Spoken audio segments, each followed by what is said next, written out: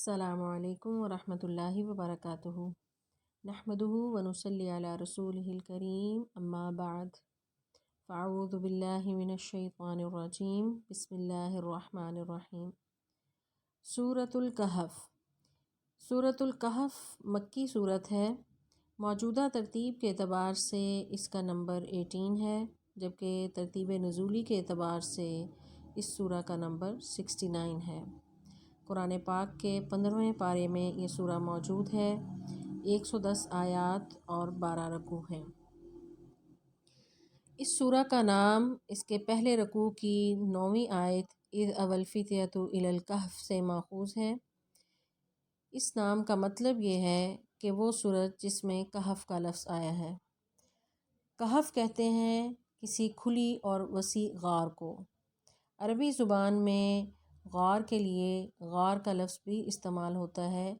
کہف اور غار میں فرق یہ ہے کہ کہف کسی کھلی اور وسیع غار کو کہتے ہیں، جبکہ غار جو ہے وہ تنگ ہوتی ہے۔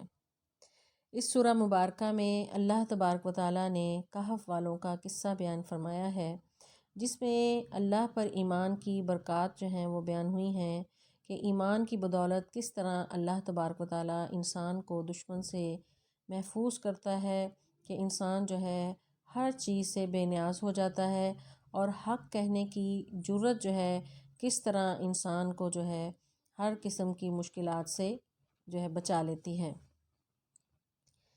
یہ سورہ مکی ہے اور مکی زندگی کے تقریباً تیسرے دور میں یہ سورت نازل ہوئی۔ تیسرا دور جو ہے یعنی یہ وہ دور تھا کہ جب رسول اللہ صلی اللہ علیہ وسلم پر جو ہے مخالفتوں کا زور تھا۔ آپ صلی اللہ علیہ وسلم کی تحریک اور جماعت کو دبانے کے لیے نہ صرف تضحیک اور استہزاء کیا جاتا، طرح طرح کے الزامات لگائے جاتے، اور آپ صلی اللہ علیہ وسلم کو نعوذ باللہ غلط ثابت کرنے کے لیے مخالفانہ پروپیگنڈے کیے جاتے، اور طرح طرح کے سوالات بھی گھڑے جاتے۔ مشرکین مکہ کی طرف سے جو ہے وہ ظلم و ستم جو ہے وہ جسمانی تشدد تو جاری ہی تھا، اس کے ساتھ ساتھ ذہنی طور پر بھی ٹارچر کیا جاتا تھا۔ رسول اللہ صلی اللہ علیہ وسلم سے 3 جو ہے وہ سوالات کیے گئے۔ ان سوالات کے جواب میں یہ سورہ جو ہے وہ نازل ہوئی۔ وہ 3 سوالات یہ تھے کہ انہوں نے رسول اللہ صلی اللہ علیہ وسلم کا امتحان لینے کے لیے اہل کتاب سے مشورہ کیا، یعنی اہل کتاب یعنی یہود کے پاس وہ گئے، چونکہ وہ اس سے پہلے جو الہامی کتابیں ہیں ان کے بارے میں وہ یہود جو ہیں وہ جانتے تھے، پڑھے لکھے تھے، تو مشرکین مکہ ان کے پاس گئے اور ان سے انہوں نے مشورہ کیا کہ کس طرح جو ہے اس رسول کو جو یعنی نبوت کا دعویٰ کر رہا ہے اس کو جھوٹا ثابت کیا جائے۔ کوئی کسی جو ہے یعنی کوئی ہمیں سوالات بتاؤ کہ جن کا جواب جو ہے وہ اس کے پاس نہ ہو۔ تو ان میں ایک سوال یہ تھا کہ اصحاب کہف کون تھے، قصہ خضر جو ہے اس کی کیا حقیقت ہے، یعنی موسیٰ اور خضر علیہ السلام کا جو قصہ ہے اس کی کیا حقیقت ہے۔ تیسرا سوال انہوں نے کیا کہ ذوالقرنین جو ہے وہ کیا تھا۔ یہ تینوں قصے جو ہیں یہ عام طور پر عرب میں کوئی انہیں نہیں جانتا تھا، یعنی حجاز میں اور مکہ اس پورے علاقے میں کوئی اس کا چرچا نہیں تھا سوائے یہودیوں اور عیسائیوں کے، کیونکہ یہ جو ہے ان کا تعلق ان قصوں کا اس سے پہلے یعنی ماضی کے واقعات سے ہے، اور جو ہے یہودیوں اور عیسائیوں کے علاوہ جو ہے عام طور پر لوگ اس کے بارے میں نہیں جانتے تھے۔ چنانچہ اہل کتاب نے امتحان کی غرض سے ان سوالات کا انتخاب کیا اور مشرکین مکہ کو یہ بات سمجھائی کہ رسول اللہ صلی اللہ علیہ وسلم سے ان واقعات کے بارے میں سوال کریں، اور اگر یہ نبی سچا ہوا تو ان کا جواب جو ہے وہ پوری طرح جو ہے وہ مل جائے گا۔ چنانچہ انہوں نے رسول اللہ صلی اللہ علیہ وسلم سے سوالات کیے، اور اس پر جو ہے یہ پوری سورہ جو ہے وہ نازل ہوئی۔ اس سورہ کے بارے میں اس کے فضائل ہم نے اس سے پہلے پڑھے، متعدد احادیث جو ہیں اس کے بارے میں ثابت ہیں۔ ان میں سے ایک حدیث یہ بھی ہے کہ یہ دجال کے فتنے سے محفوظ جو ہے وہ رکھے گی، اور اس سورہ کی ابتدائی 10 آیات اور بعض روایات میں آتا ہے کہ آخری 10 آیات جو ہیں وہ زبانی جو شخص یاد کر لے گا وہ دجال کے فتنے سے محفوظ رہے گا۔ دجال کے فتنے سے یہ سورہ کیسے بچائے گی؟ اس سورہ مبارکہ میں اللہ تبارک و تعالیٰ نے مختلف فتنوں کا ذکر کیا ہے، اور ان فتنوں سے نجات کیسے ممکن ہے وہ طریقہ کار جو ہے ہمیں اس سورہ میں ملتا ہے۔ چنانچہ اس سورت کا پڑھنا جو ہے مختلف طرح کے فتنوں سے بچاتا ہے۔ اس سورہ میں جو قصے مختلف بیان ہوئے ہیں ان میں مختلف آزمائشوں کا جو ہے وہ ذکر ہے۔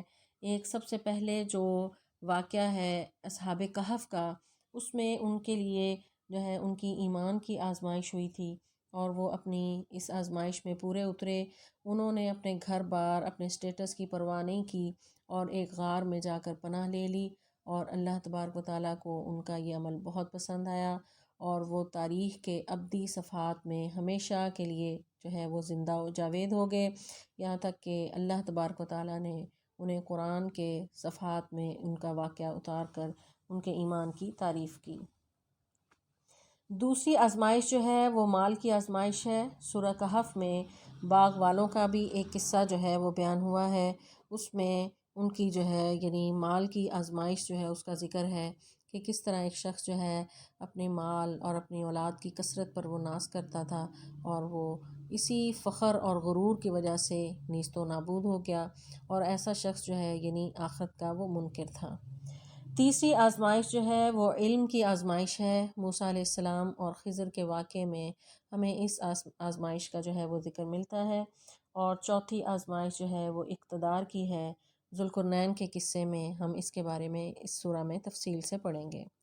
اس سورہ مبارکہ میں جو ان اصحاب کہف کا قصہ ہے اس میں جو ہے بیان کیا گیا ہے کہ وہ توحید کے قائل تھے، اور انہوں نے اپنے اس توحید کا اعلان جو ہے اپنے اس بادشاہ کے سامنے کیا، اور یہ وہاں کے یعنی ایلیٹ کلاس تھے، اور ان کی قوم نے اس چیز کو تسلیم نہ کیا، اور ان پر اس قدر دباؤ تھا کہ یا تو وہ یعنی ان کی جان لے لی جاتی، یا پھر وہ ان کا ایمان خطرے میں تھا، تو انہیں یہ نجات کی یہی صورت ملی کہ وہ علاقے کو چھوڑ دیں۔ چنانچہ اس واقعے میں ہمارے لیے یہ سبق ہے کہ جب ایمان جو ہے بچانا اتنا مشکل ہو جائے کہ انسان جو ہے اس کی جان کو خطرہ ہو یا ایمان کو خطرہ ہو، تو ایسی صورت میں جان و مال کی پرواہ کیے بغیر وہ علاقہ جو ہے وہ چھوڑ دینا چاہیے۔ دوسرا جو ہے یعنی اس میں خضر اور موسیٰ علیہ السلام کا جو قصہ بیان کیا گیا ہے اس میں کفار کے سوالات کا جواب دیا گیا ہے۔ مومنین کے لیے جو ہے اس واقعے میں تسلی کا سامان ہے کہ اللہ تعالیٰ جو ہے اللہ کی جو مشیت ہوتی ہے اس میں کوئی نہ کوئی مصلحت ہوتی ہے۔ بعض اوقات کوئی چیزیں جو ہیں ہمیں کسی طرح نظر آ رہی ہوتی ہیں، لیکن اس کے پیچھے اللہ کی حکمت کچھ اور ہی پوشیدہ ہوتی ہے، اور انسان جو ہے وہ اعتراض کرتا ہے کہ یہ واقعہ کیوں ہو گیا یا یہ چیز کیوں چھن گئی۔ تو موسیٰ اور خضر علیہ السلام کے قصے میں ہم یہ پڑھیں گے کہ کس طرح جو ہے انسان بعض اوقات ظاہری اسباب کو دیکھ رہا ہوتا ہے، اور بعض اوقات وہ شکوے کرنے لگتا ہے، اور اس نقصان کے پیچھے حقیقت یہ ہوتی ہے کہ بہت بڑی کوئی حکمت اللہ کی ہوتی ہے۔ اللہ تعالیٰ کسی بڑی آزمائش سے انسان کو بچانا چاہتے ہیں۔ تو موسیٰ اور خضر کے واقعے میں ہم جو ہے اس کو تفصیل سے پڑھیں گے۔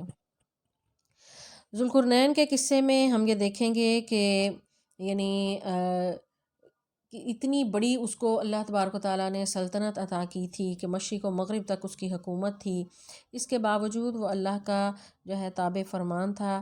مشرکین مکہ کو یہ کہا جا رہا ہے کہ تم جو ہے اپنی چھوٹی چھوٹی سرداریوں پر جو اتنا پھول رہے ہو، حالانکہ ذوالقرنین اتنا بڑا فرما روا تھا اور اس قدر عظیم الشان سلطنت کا وہ مالک تھا، لیکن وہ اپنی حقیقت کو نہ بھولا، اور اپنے خالق کے سامنے ہمیشہ جو ہے اپنا سر اس نے جھکائے رکھا۔ اس سورہ میں ہمیں اس کے علاوہ جو ہے کفار کے کچھ امتحانی سوالات جو ہیں ان کا ذکر ہے، اور ان کے جوابات دیے گئے ہیں۔ پھر آخر میں توحید اور آخرت کا جو ہے وہ اس کا بھی ذکر ہے، اور اللہ کے حضور جو انسان جو ہے جس طرح انسان زندگی گزارتا ہے، اور اس میں انسان جو اپنے آپ کو سب کچھ سمجھتا ہے اور دنیا کی تگ و دو کو ہی وہ اپنا کل متاع سمجھنے لگتا ہے، اس کی حقیقت بھی بتائی گئی ہے، اور آخر میں یہ بتایا گیا ہے کہ اللہ کا ذکر ہی سب سے بلند ہے، اور اللہ تبارک و تعالیٰ جو ہے یعنی یہ تمام جو اس نے کائنات تخلیق کی ہے اس کی ہی اس میں جو ہے وہ تعریف ہے۔ اور یہ تمام سورہ ہی بہت جو ہے اس میں اسباق ہیں اور نصیحت ہے۔ یہی وجہ ہے کہ رسول اللہ صلی اللہ علیہ وسلم نے اس سورہ کو جو ہے مستقل پڑھنے کی تاکید فرمائی، اور ہر جمعہ کو اس کا پڑھنا جو ہے وہ نور پیدا کرنے کا باعث ہے، یعنی انسان کے اندر جو ہے ایمان کے نور کو جگانے کا باعث ہے یہ سورت، اور تاکہ انسان جو ہے اگر اس کی زندگی میں دین کی وجہ سے کوئی مشکلات ہیں یا ویسے کوئی پریشانیاں ہیں تو ان پریشانیوں کو جو ہے اس سورہ کا پڑھنا جو ہے ان کو دور کرنے کا باعث ہے۔ تو اس سورہ کی فضیلت کے باعث اس سورہ کو پڑھنا، اس کو یاد کرنا جو ہے اس کا اہتمام کرنا چاہیے۔ اللہ تعالیٰ سے دعا ہے کہ اللہ تعالیٰ ہمیں اس کا صحیح فہم عطا فرمائے اور اس پر عمل کرنے کی توفیق عطا فرمائے۔ والسلام علیکم ورحمۃ اللہ وبرکاتہ۔